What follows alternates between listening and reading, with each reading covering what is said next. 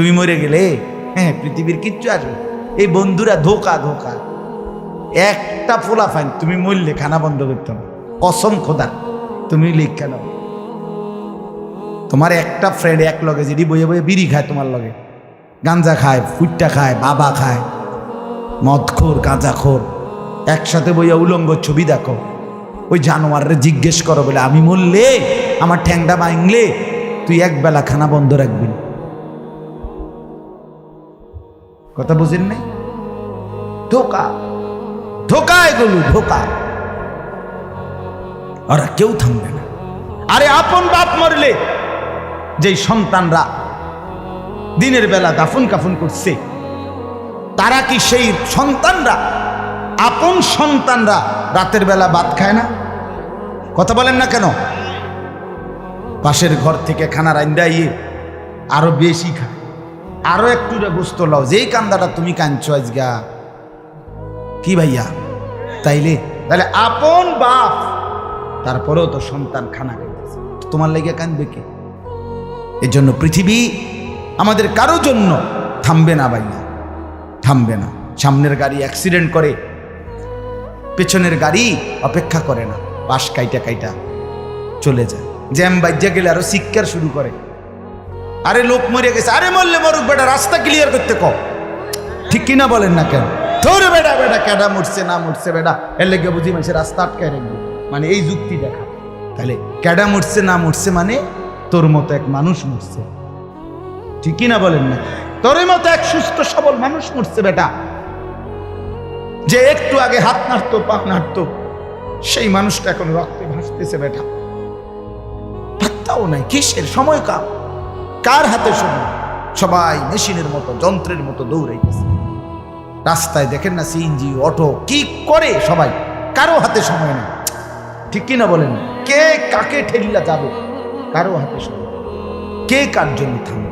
এই জন্য তুমি নষ্ট হয়ে গেলে বন্ধু, কেউ তোমারে ফিরাবার নাই। তোমার জন্য ভাববে কেউ, ডাকবে কেউ, কাঁদবে কেউ নাই। আরে আপন মা বাপের তো খবর নাই এখন। আপন বাপ সাইয়া রইছে, দেখে তার ফুতে আজকে 6 বছর 9 বছর এক ওয়াক্ত নামাজ পড়ে না, এবড়া বয়ে বয়ে বিড়ি খায়, বন খায়, চা দিয়া ভিজাইয়া খায়। এবারটার মাইছ না সেইটার নামাজ পড়লে পড়ছে, না পড়লে রাতের ব্যাপার। বাবুরে টেহা দাও দিছে, টাকা দিলে খালাস। যদি সুতে টাকা দেয় বাপের কোনো অসন্তুষ্টি নেই, আর যদি টাকা না দেয় এবড়ার গজবে আল্লাহর আরশ কাঁপে। ফুতের উপরে লানত দিতে দিতে, অভিশাপ দিতে দিতে শেষ।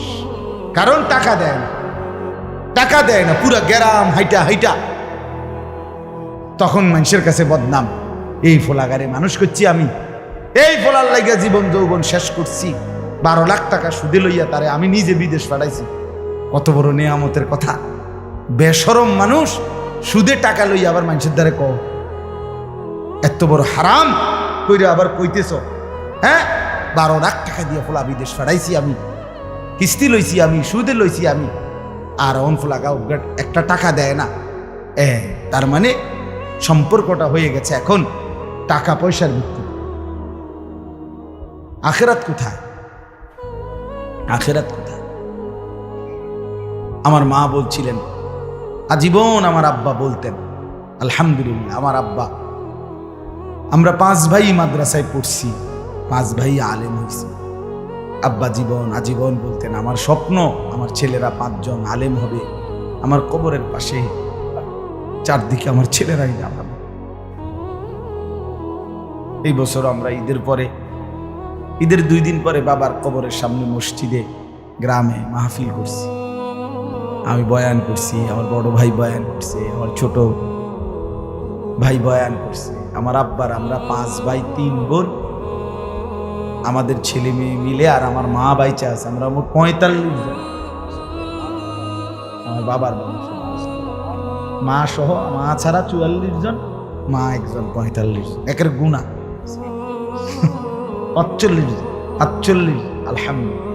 একেবারে 45 জনের ছোট বাচ্চাটাও, একবারে 2.5 বছরের বাচ্চাটাও আলহামদুলিল্লাহ আল্লাহর নাম বলতে পারে।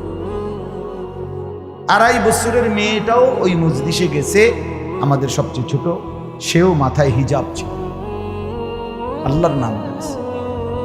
দাদা ভাইয়ার কবরে দাঁড়াইছে, নানার কবরে দাঁড়াইছে। এই জন্য বললাম বাপ, মা বাপদেরকে অনুরোধ করি সন্তানের প্রতি কদর করে।